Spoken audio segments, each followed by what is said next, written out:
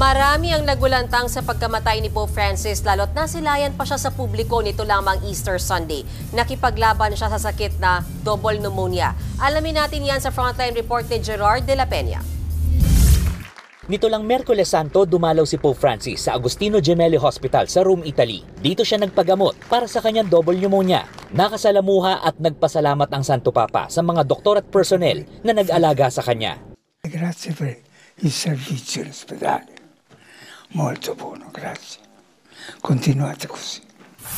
Kahapon lang ng linggo ng pagkabuhay, nakadalo pa si Pope Francis sa Easter Sunday Mass sa St. Peter's Square sa Vatican City. Kumaway at nakapagsalita pa siya sa harap ng libu-libong tao.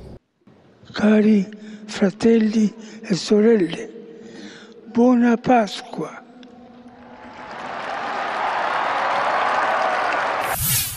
February 14 nang isugod sa Gemelli Hospital si Pope Francis dahil sa bronchitis. Isa itong uri ng sakit sa baga, kaya nahirapan siyang huminga. Kalaunan, nadiskubre ng mayroon siyang double pneumonia.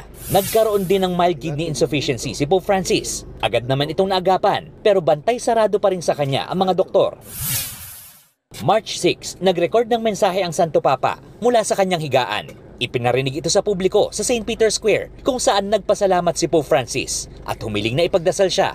Matapos ang halos isang buwan mula nang madiagnose ng double pneumonia, inanunsyo ng kanyang doktor na wala na sa panganib ang Santo Papa.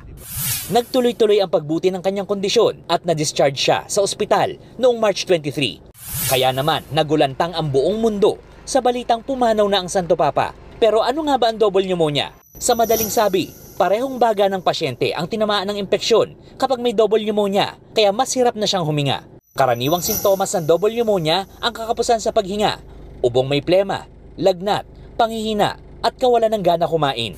Ayon sa mga eksperto, mapabata o matanda, pwedeng magka-double pneumonia, pero mas delikado raw kung matatanda at may mga nauna ng karamdaman ang tatamaan nito.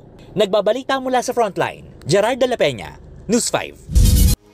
Mga kapatid, may Los Baños po. Huwag magpahuli sa mga balita at impormasyong dapat ninyong malaman. Para sa mas malawak na balitaan at diskusyon, mag-follow at mag-subscribe sa social media pages ng News 5.